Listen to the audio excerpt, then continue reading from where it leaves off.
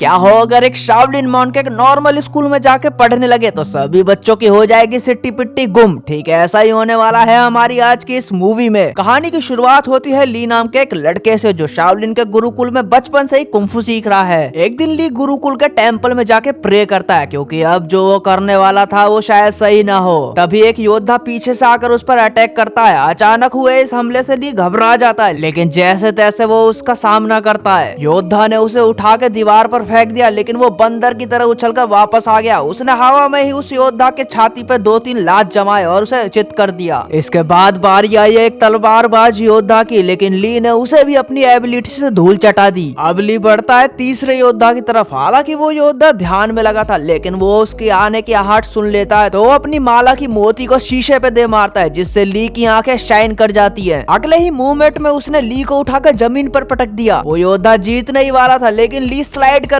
बच गया और फिर इन दोनों में एक घमासान फाइट हुई जिसके अंत में ली की ही जीत हुई। वाह मेरे छोटा भीम। फिर वो टेम्पल में सर झुकाकर बाहर चला गया, जहाँ उसके गुरुकुल के टीचर ने उसे बताया कि परीक्षा में उसने सबसे ज्यादा एबिलिटी दिखाई है, इसलिए उसे शहर के एक स्कूल में जाने का चांस मिलेगा। शहर में वो 3 लोगों के साथ रहेगा, जिसमें से एक आदमी और उसके 2 बच्चे हैं। दरअसल वो आदमी एक साइंटिस्ट था जिसकी जान पहचान ली के टीचर से थी। इसके बाद ली स्कूल के लिए शहर की तरफ रवाना हुआ। उस स्कूल में 15 साल का एक लड़का फेंग था जो एक टाइकांडो का खिलाड़ी था। उसकी बहन शैन शैन अपने भाई से बहुत प्यार करती थी। स्कूल का टाइकांडो क्लब लैन के अंडर में था, जो दिन भर फेंग की वीडियोस को देखकर उसे उसकी वीकनेस बताती ताकि वो और अच्छा परफॉर्म कर सके। लैन का एक भाई था यू, जो 1 नंबर का पेटू था। उस पेटू को ऑक्सीजन मिले या ना मिले पर खाना टाइम पे जरूर मिलना चाहिए। ये चारों आपस में बहुत अच्छे दोस्त थे जो एक दूसरे के घर के आस पास ही रहते थे। दरअसल ली लैन के ही घर रहने वाला था। उनके पिता डॉक्टर हैन कड़ी मेहनत से काम में लगे हुए थे। उसकी पत्नी कुछ साल पहले ही टैब बोल चुकी थी, जिस वजह से वो हमेशा अपने काम में मग्न रहता। वो एक खास डिवाइस तैयार कर रहा था जिस पर नजर शहर के गुंडों की थी। हैन ने अपने बच्चों को कॉल किया, जहाँ लैन खुश नहीं दिखती क्योंकि हैन कभी घर आता ही नहीं था, जिस वजह से वो हमेशा उससे नाराज रहती। लेकिन इस बार हैन घर आने का प्रॉमिस करता है और अपने बच्चों से एक गिफ्ट खोलने के लिए कहता है जो उसी ने भिजवाया था। असल में उस डिब्बे में वही डिवाइस था जो वो गुंडे चुराना चाहते थे। तभी ली उनका डोर नॉक करता है तो लैन उसे अंदर ले आती है और उसका रूम दिखाने लगती है। इधर हम देखते हैं कि लैन के फादर हैन को वही गुंडे किडनैप कर लेते हैं। उन गुंडों के लीडर लैरी ने डॉक्टर हान को धमकाकर उससे वो डिवाइस मांगा, लेकिन डॉक्टर हान कहता है ऐसा तो कोई डिवाइस है ही नहीं। अरे मैं तो एआई टेक्नोलॉजी पे काम कर रहा हूँ ताकि मेरे बच्चे अपनी मरी हुई माँ की रोबोटिक आवाज सुन सके। लेकिन लैरी को डॉक्टर हान की बातों पर बिलीव नहीं हुआ तो उसने सीसीटीवी कैमरा का फुटेज चेक करा, जिसके बाद उसे पता चला कि वो डिवाइस तो डॉक्टर हान के घर जा चुका है। फिर लैरी के 2 चेलों ने वो डिवाइस हासिल करने का जिम्मा अपने कंधों पर ले लिया। फ्लॉपी और फिस्ट काफी खुश थे क्योंकि गुंडे बनने के बाद उनका ये पहला काम था, बोले तो पहली बोहनी। उन दोनों ने अपना गेटअप अजीब सा बनाया और डॉक्टर हैन के घर के सामने आ गए, जहाँ एक ने कहा भाई तू रुक, मैं झट से घर में घुसता हूँ और फट से वो डिवाइस लेके आता हूँ। लेकिन दूसरे ने कहा अबे रुक, ज्यादा धूम टूका ना, ऋतिक रोशन मत बन, बच्चे सुबह चले जाएंगे, हम जब भी चुरा लेंगे वो डिवाइस। यहाँ ली घर में शहर के तौर तरीके सीख रहा था, जहाँ उसने लैन को वही टाइकांडो वाली वीडियो देखते हुए देखा तो उसे भी ये खेल काफी इंटरेस्टिंग लगा। रात को वो अपने मेडिटेशन के लिए बैठा, जहाँ यू के वीडियो गेम से उसे डिस्टरबेंस होने लगी। अब हमने सोचा कि एक भालू और बंदर की लड़ाई देखने के लिए मिलेगी, लेकिन कुछ देर बाद ली खुद यू के साथ बैठकर वीडियो गेम के मजे लेने लगा। इधर लैन ने वही गिफ्ट वाला बॉक्स खोला जिसके अंदर से एक की चेन वाला पांडा निकला, लेकिन वो नहीं जानती थी कि ये पांडा नहीं बल्कि वही डिवाइस है जिसके पीछे ये गांडा पड़े हैं। जब लैन ने उस पांडा को ऑन किया तो उसने एक पासवर्ड सेट करने के लिए कहा, जिसपे लैन ने कहा कौन सा पासवर्ड, जिसपे यही पासवर्ड फिक्स हो गया। फिर आगे लैन ने देखा कि इस पांडा के अंदर तो उनकी माँ की एआई वाली रोबोटिक आवाज है। अगले दिन ली लैन और यू के साथ अपने स्कूल के फर्स्ट डे के लिए निकल पड़ा और इधर वो दोनों गुंडे अभी भी इनके घर में घुसने की फिराक में थे। लेकिन तभी उनकी नजर लैन के बैग पर पड़ती है, जिसने वही पांडा वाली की चैन अपने बैग में लटका रखी थी। तो दोनों गुंडे अब इसे लैन से छीनने का प्लान बनाते हैं। रास्ते में लैन ने ली को फेंग से मिलवाया, तभी एक गुंडे ने वही की चैन चुरा ली और वहाँ से भागने लगा। तभी ली की नजर उस गुंडे पर पड़ी और उसने अपनी फुर्ती दिखाते हुए उसे दबोच लिया।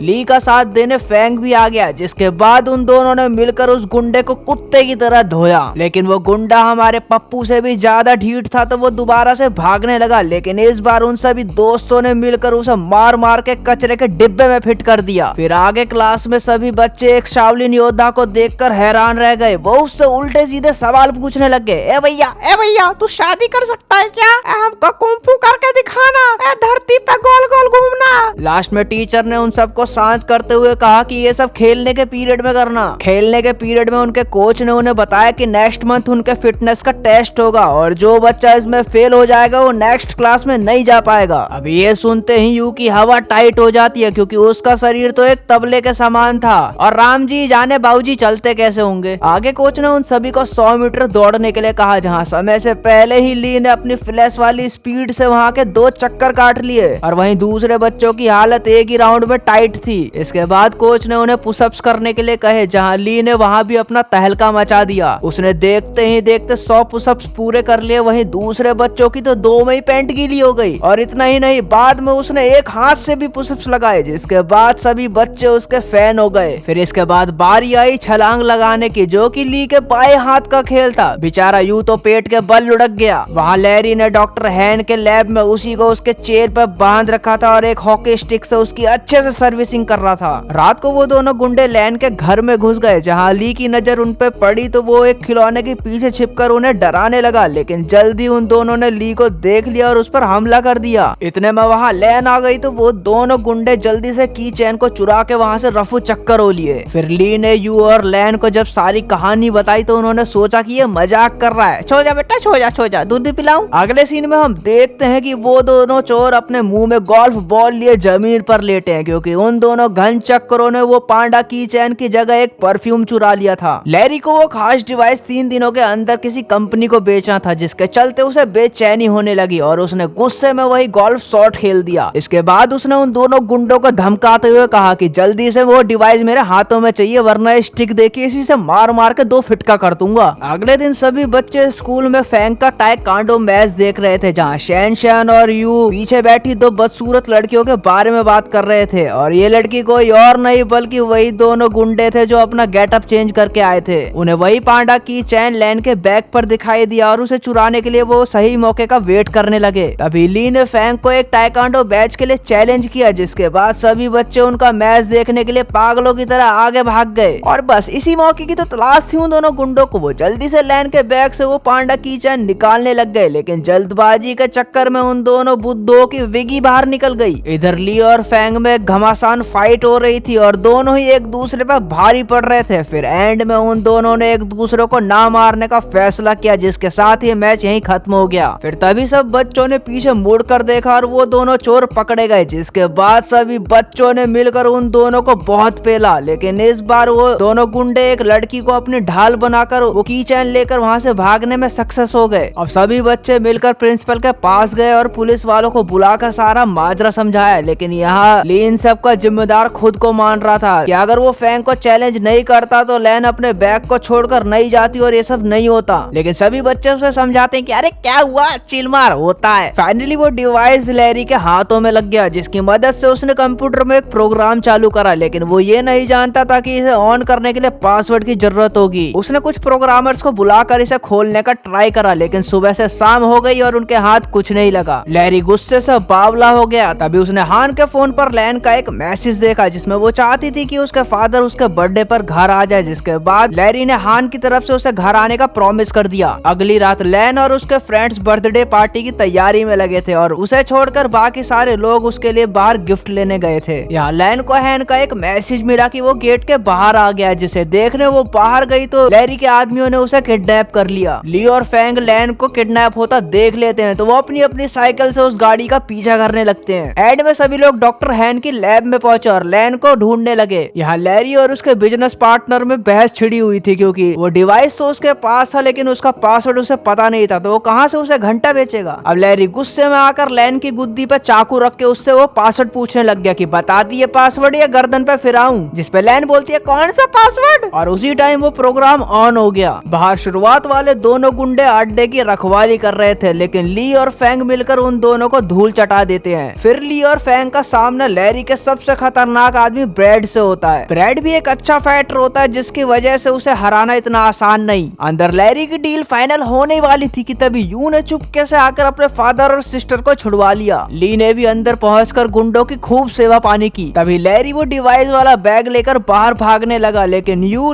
डैन और हैन ने मिलकर उसकी जम के कुटाई कर दी। ली भी ब्रैड को पेलने के लिए फैंक का साथ देने पहुंच गया और आखिरकार उन दोनों ने मिलकर उसे हरा ही दिया। और फिर हमेशा की तरह सारे कांड होने के बाद पुलिस भी वहां आ गई और लैरी और उसके गैंग वालों को पकड़ लिया। फिर एंड में यू और ली की बहादुरी के लिए प्रिंसिपल ने उन्हें मेडल दिया। तो दोस्तों कैसी लगी आपको वीडियो बताना जरूर, अगर पसंद आई हो तो उसे लाइक करना, शेयर करना, कमेंट करना और चैनल को सब्सक्राइब भी। मिलते हैं नेक्स्ट वीडियो में, बाय।